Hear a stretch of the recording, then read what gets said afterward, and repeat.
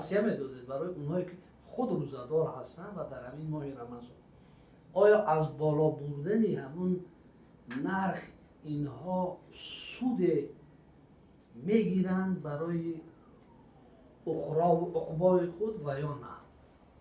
بسیار یک سوال مهم است. متاسفانه وقتی که ماه شریف رمضان سر می شود نرخ‌ها بالا می روند. بله.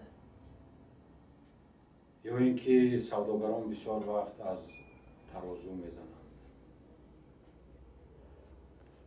و ایشان گفتنی هستیم که خداوند در قرآن کریم می‌فرماید که ویل للمطففین،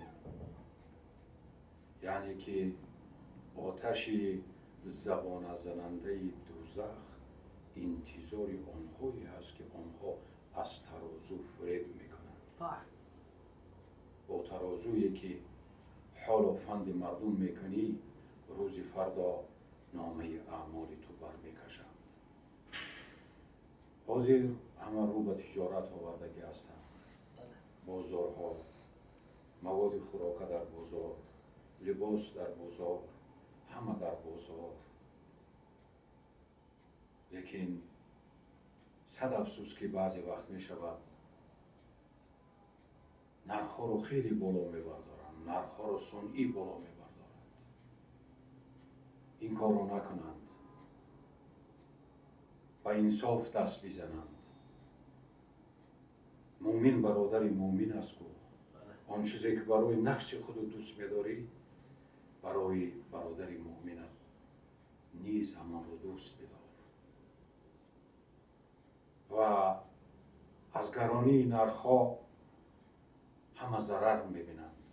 تفاوت‌ها که در عالم 5 انگشت برابر نیست. برای همین با آدمان دارا توصیه دادنی هستیم که همت بلند دار که مردان روزگار از همت بلند به جای رسیده اند. و از روزگار حضرت امام اعظم رحمت الله علیه یک حکایه است که حضرت امام اعظم غله را در وقتش می خریدند و در وقت گرانی غله او را ارزان می کردند. بازار را می زدند، نرخ‌ها را پایین می کردند. آنهایی که برای تجارت امام سر و کار داشتند می گفتند یا امام ضرری کلان می بینیم. می گفت مردم ضرر می بینند. نرخ را بالا نبرید. شخصا بالای نرخ گذاری خودشان می گشتند و نظارت می کردند. برای همین تاجران، آنهایی که در بازار مالی زیاد می درآورند، آنها آدمان داروند. آدمی نادار تجارت ندارد. برای همین به ایشان رو آورده گفتنی هستیم که فرزند عزیز، ما و شما در مذهب حضرت امام اعظم رحمت الله علیه هستیم. ببینید امام ما چگونه رفتار میکردند. رفتار و کردار امامان را باید نمونه کار بکنیم و برای ما و شما مامای حنیفه زندگانی میکند، چیزی ندارد خوردنی. تقوی عبدالله از اون طرف زندگانی میکند، چیزی خوردنی نداره. تفاوت ها که در عالم 5 انگشت برابر نیست. زکات مالتان را بدهید. زکات مالتان را اگر همین شورای علما عالی دایر می شود، چندی که قبول می سازند، شما اگر مالتون به نصاب رسیده باشد زکات مال را بدهید. اگر زکات مالش را همه انسان‌های روی عالم، داراهای روی عالم بدهند، در روی عالم فقیر نمیماند. بنای مسلمانی بر 5 نوع است. اول کلمه طیبه گفتن، کلمه شهادت، لا اله الا الله محمد رسول الله. دوم 5 وقت نماز گزاریدن. سوم روزه ماه شریف رمضان داشتن. چهارم زکات مال دادن و پنجم این حج بیت الله، طواف بیت الله کردن، حج خانه خدا کردن.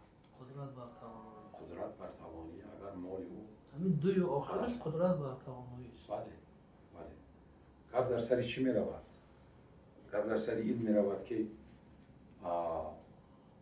خداوند در قرآن کریم یک آیت دارد قد افلح من زکاها.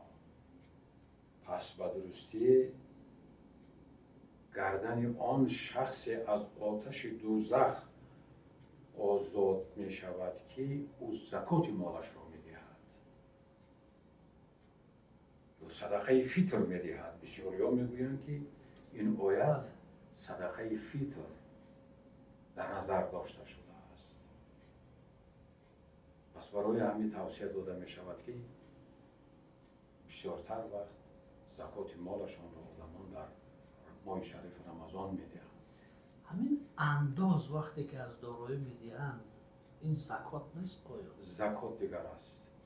اون چیزی که شما برای دولت، زمین دولت، حق و حقوق دولت میدهید اون مال دولت است. زکات از اون دارایی که صرف حلال مالک ملک تام میشوید شما. درآمد صاف. بله. از درآمد صاف. از درآمد صاف. با کی باید اون زکات؟ با فقیران، مسکینان، ناداران زکات مال را باید بدهید. به خانمان